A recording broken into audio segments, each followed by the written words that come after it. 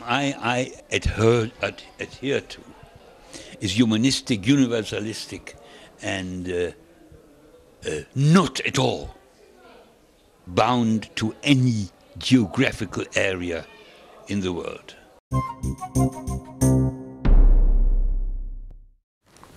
Hello, my name is Stanley Heller. Welcome to The Struggle. The Struggle is shown on 25 stations from Vermont to New York City, on the internet at thestruggle.org, our YouTube channel, Struggle Video Media. On the show today, what happened to one Palestinian child in Gaza, a Jewish protest in Manhattan, the passing of Hajo Meyer, a word about Syria from a Bahraini heroine, and an inspiring moment on the Manhattan Bridge. As we record the program, the ceasefire between Palestinian and Israeli military forces seems to be holding. In Gaza, there were some celebrations. But for some, the war will go on forever, especially the thousands of children who are seriously injured. Channel 4 of Britain sent their journalist Jon Snow to Gaza in July. He focused his story about one Palestinian girl, a little girl named Maha. These are Jon Snow's words. There was a specific moment that stood out above all others, and that was penetrating the third floor of the Shifa Hospital, one of two floors dedicated to children. That's where I met Maha, terribly crippled by shrapnel that had penetrated her spine. That's where I saw this little 2.5-year-old with panda-sized, huge, suppurating, round, panda-like wounds that almost prevented her eyes opening at all. They were the consequence of a broken skull and a fractured nose. I can't get those images out of my mind. I don't think you can either, because they've been everywhere. They are the essence of what is happening in Gaza. On Democracy Now!, journalist Amy Goodman talked more about Maha. She spoke with Pernille Ironside, who's the chief of UNICEF's Gaza office. Maha, by the way, is 7.5 years old. This is from Ironside's comments. So Maha has miraculously survived a really grotesque attack on her home. She has lost her parents. She lost 4 of her sisters. And currently she's paralyzed beneath the neck and requires surgery in order to be able to maybe regain some mobility. She's being looked after by the incredible team at Al-Shifa Emergency Hospital and by her 3 aunts, who are also around her at her bedside right now. Those aunts, they themselves have large numbers of children. And Maha is not alone. Some 1,000 children were estimated to have been paralyzed by Israel's latest attack.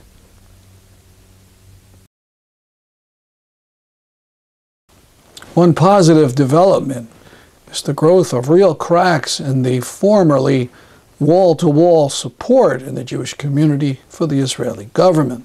One sign of this is the growth of Jewish Voice for Peace, which reports that it has recently charted 20 new chapters around the U.S. and has had 30,000 to 50,000 new members on its listservs. Another is a new group that started in New York City called If Not Now, When? They've had 2 demonstrations in front of the heart of the Jewish American establishment, in front of the offices of the pompously named Conference of Presidents of Major Jewish Organizations.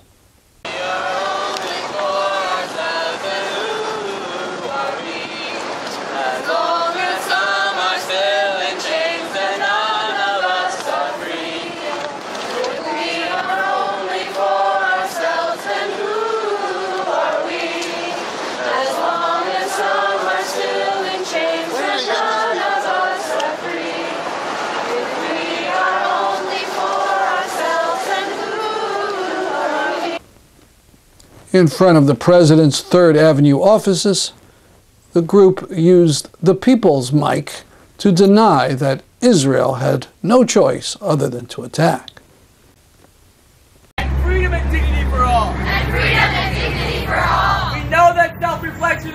difficult. We know that self-reflection is difficult. Yet this is the responsibility of Jews during Elul and the high holidays.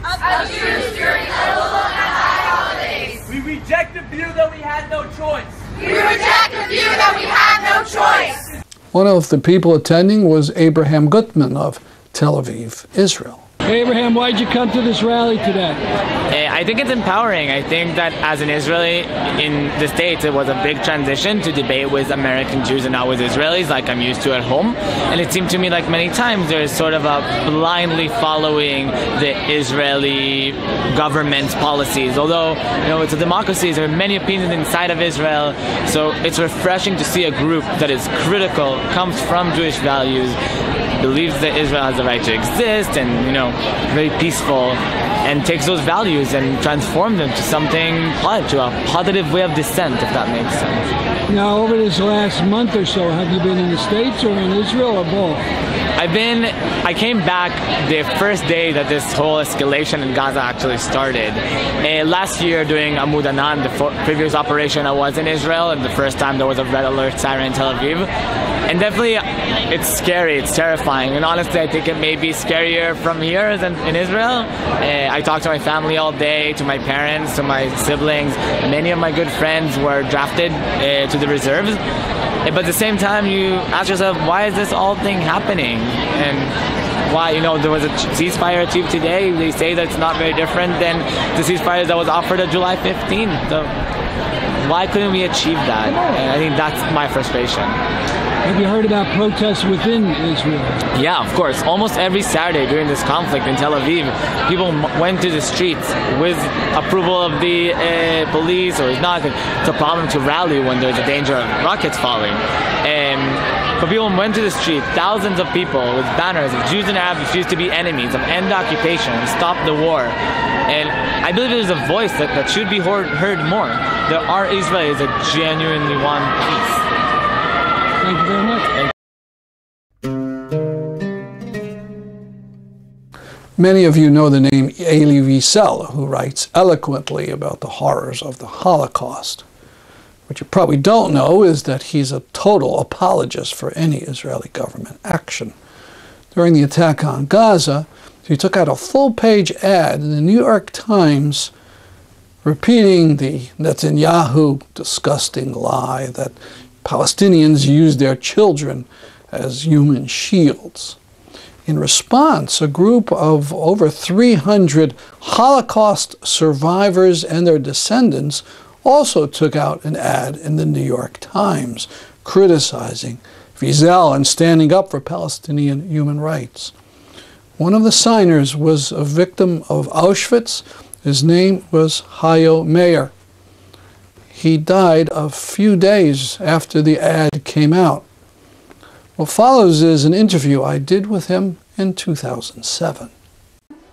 I'm speaking with Hajo Meyer, who is here at the Tree of Life conference, who's written a book with the interesting title of The End of Judaism. Let me first ask you a bunch biographical. Where are you from? I was born in 1924 in Bielefeld, Germany, which was a middle-large industrial town, and my father was a highly successful lawyer there, and my parents both were assimilated Germans. Both had been at the front. They have met each other in a front hospital, because my mother was a voluntary nurse there, and my father, because he became wounded at the Eastern Front, became I think the military commander of that hospital. So they met and fell in love, and was a very good marriage, and made me a very, very nice home. And then in the 30s, Hitler takes over Germany. How does that affect your family?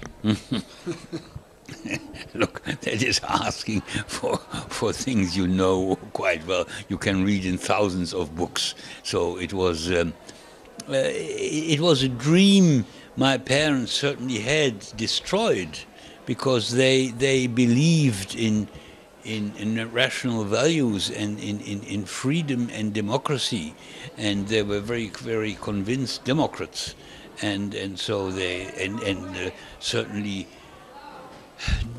not at all, none of Jewish nationalism or so. They were as that was called at the time, German citizens of Jewish belief. That's what it was, and but they had only one loyalty that was towards Germany. Do they have any thought of leaving the country?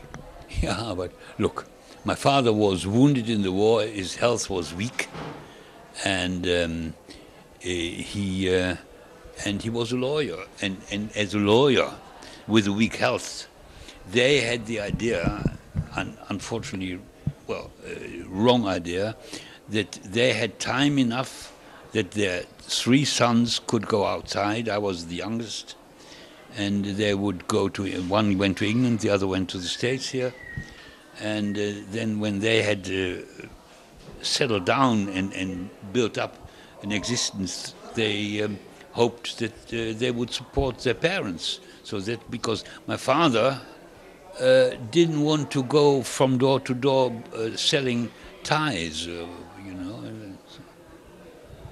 So what happened during the war to them? Well, look, because my father was a war hero, he was the last in the city of Bielefeld, where I think there were, I don't know, certainly more than 10 Jewish lawyers, but he was the last who was allowed, not as a lawyer, but as a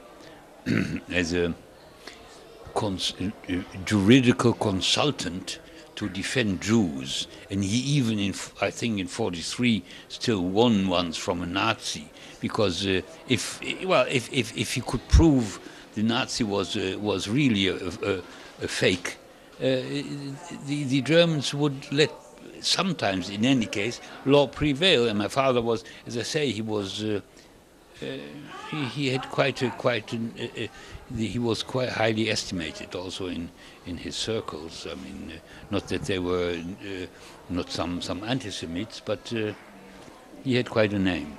Did your parents survive the war? No. My father, look, as I say, my father was wounded on the Eastern Front in the first winter of 14-15, and his lungs were attacked, and so he had a weak health and suffered from TB, and he died in 44, I think, from TB in Theresienstadt in a camp.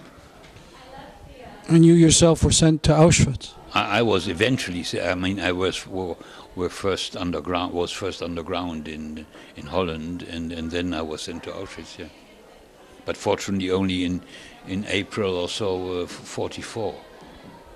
That's what I were you at the lecture? That's what I refer to. I mean, when I came into Auschwitz, it was very clear that it couldn't last very long anymore. So. You have become critical of Israel. Mm-hmm. When did you first get interested in the question of Israel? It's a good question. Look, immediately after the war, I tended to be a Zionist. But definitely when Begin and Sharon went to the first Lebanon war, I thought they are Nazis. I talked about them as Adolf Begin and Heinrich Sharon. So I thought they were terrible. I thought they were, and then I took great distance. And then I ever more went into the history. I mean, I was pensioned from my job at Philips and wrote the book, The End of Judaism, and I jumped deep into the history of Zionism and history of Nazism and what have you. And so I realized that Zionism is not a good doctrine. It's first of all, it's not effective. I can really, under oath, I can declare, my wife knows it's true, she was present, since 1954, I think, I never ever went across an anti-Semitic incident, that I was insulted or whatever, except on the airport of, out of all places, Tel Aviv. What happened there? Oh, I was sitting there waiting and reading probably the Times or whatever, in any case an English language paper. And one half of it was on the chair next to me, and then a chap approached me and said, can I have that? I said, no, I'm just still reading it. And then he started, oh, this is typically Jewish. You want everything to have, and you don't give anything to anybody. You are a real dirty Jew. So, in Tel Aviv. Well, look, I don't know whether you are aware, in the last few weeks or months, there have been several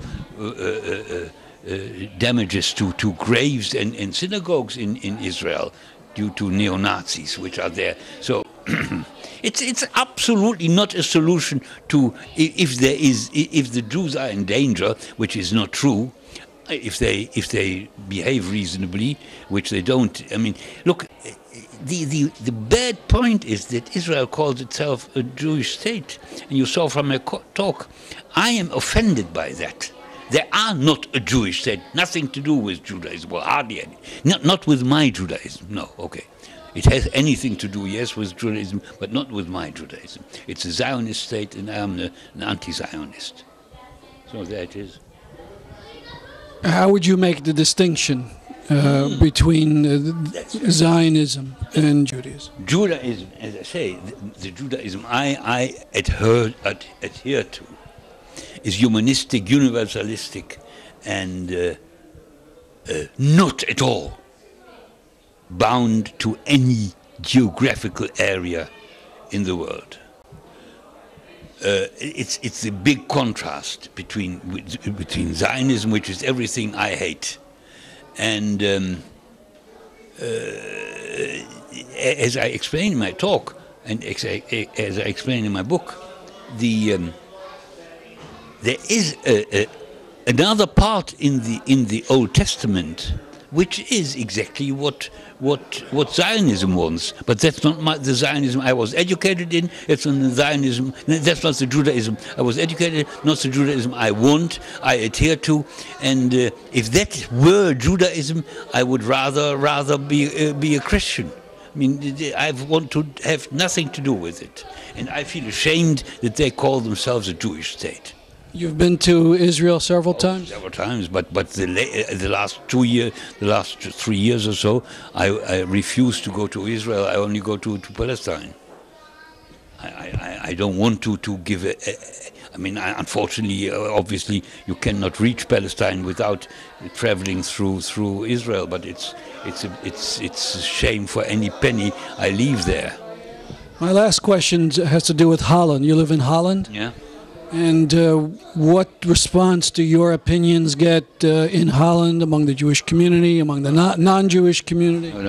Among the non-Jewish community, especially, I mean, in church circles, just like here, they listen very carefully, and I get very positive reactions. The Jewish community doesn't want to know me, or if they know me, don't want to. They refuse to discuss with me on television or on the radio or in public. So the other day, I had indeed one chap discussed with me in public, and that was since many several years was the first time again. Well, thank you very much. Could you say the name of your book again? The End of Judaism. What do you mean by that, the end of Judaism? That, look, the Judaism I learned about was highly ethical, just and very near to Christianism, in that the love of your fellow human being was central to the idea of Judaism. This is completely in contradistinction to the behavior of the Israeli government, and as most official Jewish organizations in the world stand behind Israel without any uttering of public criticism, Judaism will kill itself. Because if the Jews have nothing to offer to the world, they either will perish or the Jews themselves will leave Judaism because it has nothing to offer. Thank you very much. You're welcome. It was a pleasure to talk to you.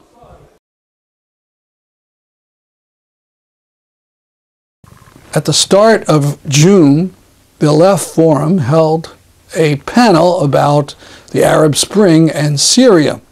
One of the speakers was the outstanding Bahraini activist Maryam al-Khawaja. You may recall she turned down a Yukon UNICEF honor for her jailed father because a similar honor was being given to Shimon Peres, then president of Israel. Hi everyone, I'm sorry I couldn't be with you in New York today. I would have really loved to take part in the event, but unfortunately I had to be in Copenhagen, which is why I'm sending a videotaped message. I'm going to be talking more generally about the uprisings in the Middle East and North Africa region, but more specifically on Bahrain and what's going on in Bahrain.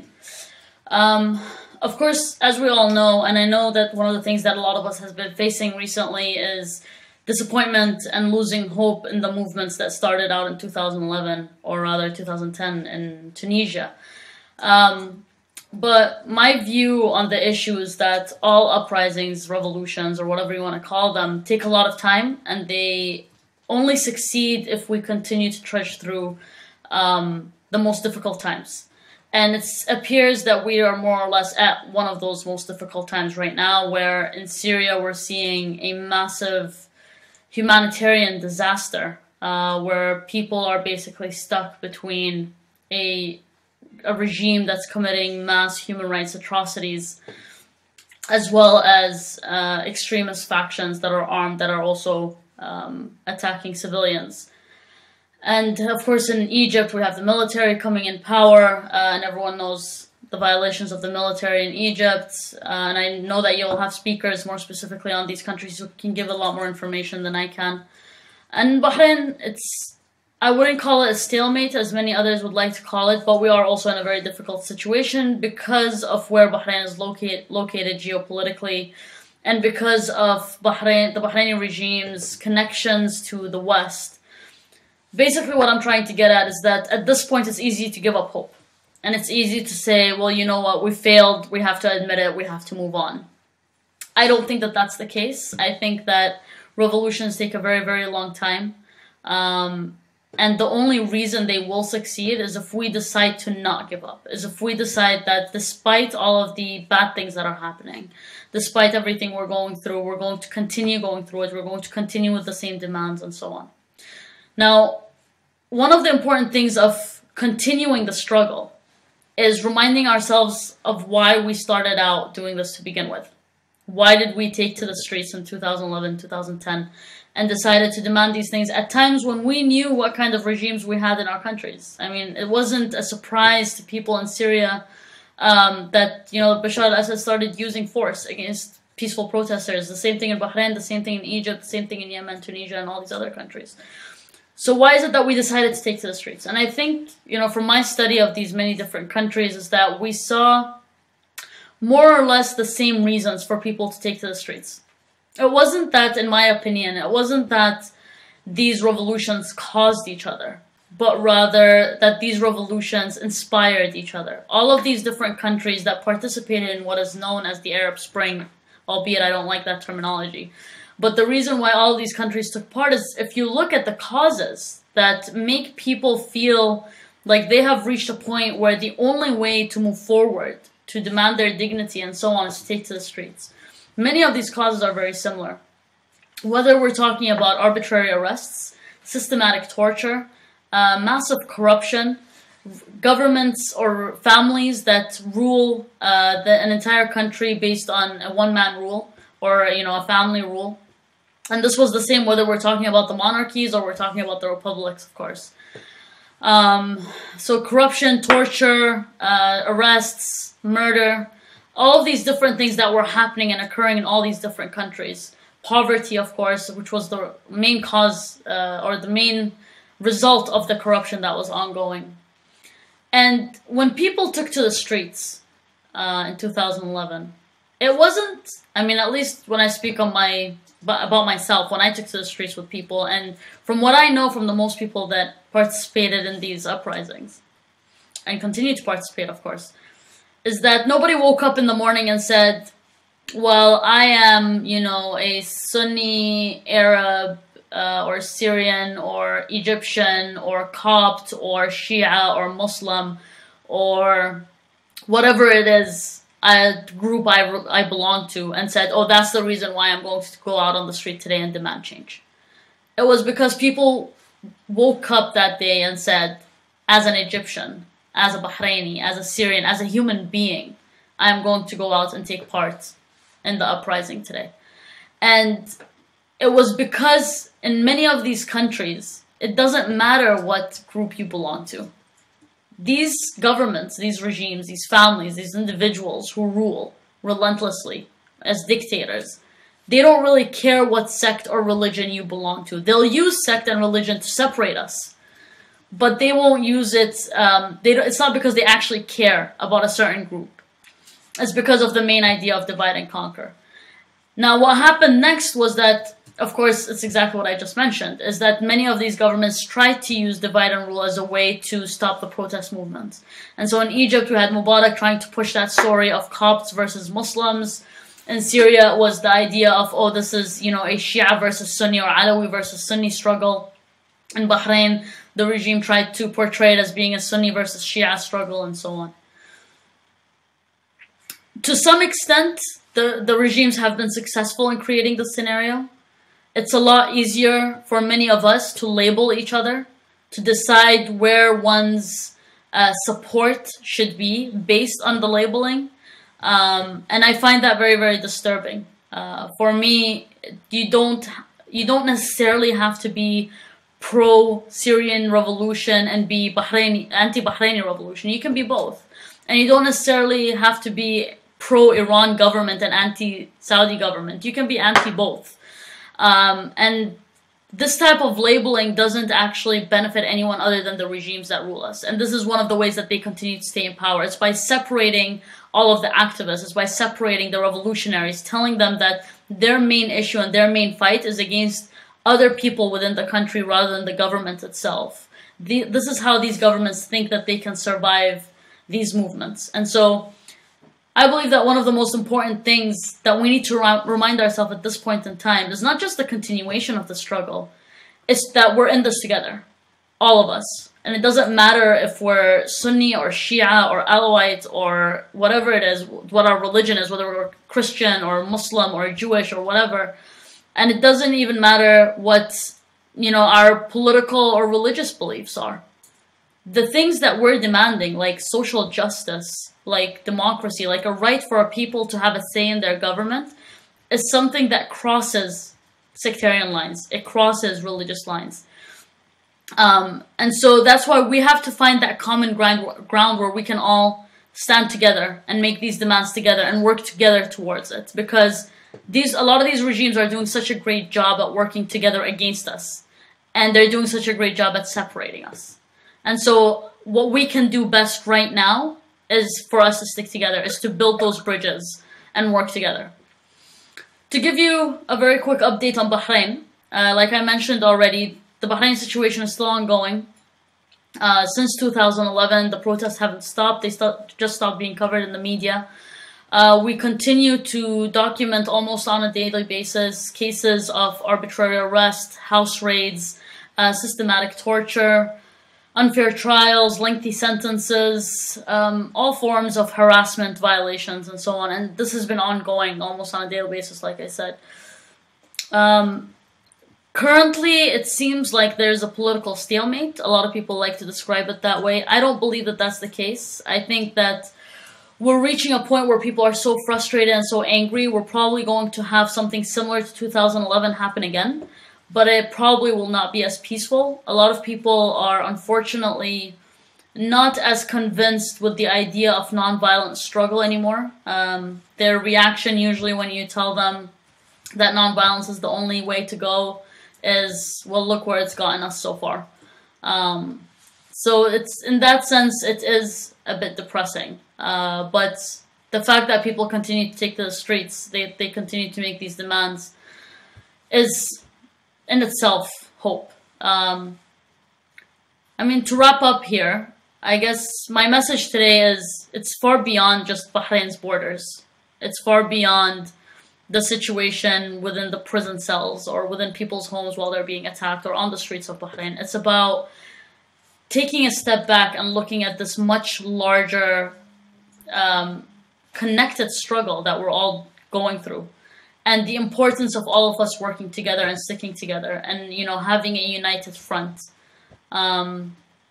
I pray for the day when we will see freedom everywhere in the Middle East and North Africa, and especially in Syria and Egypt and Libya and Bahrain and Yemen and all the other countries. Thank you very much. Finally, something very inspirational, courtesy of Democracy Now! Photos of a demonstration, a march across the Brooklyn Bridge, dedicated to the cause of Palestinian rights. At the same time, mysteriously, a huge banner was unfurled at the Manhattan Bridge, maybe a mile away. A banner with the Palestinian colors calling for BDS. That's our program for today. See you next week at this time. I'm Stanley Heller, and this is The Struggle.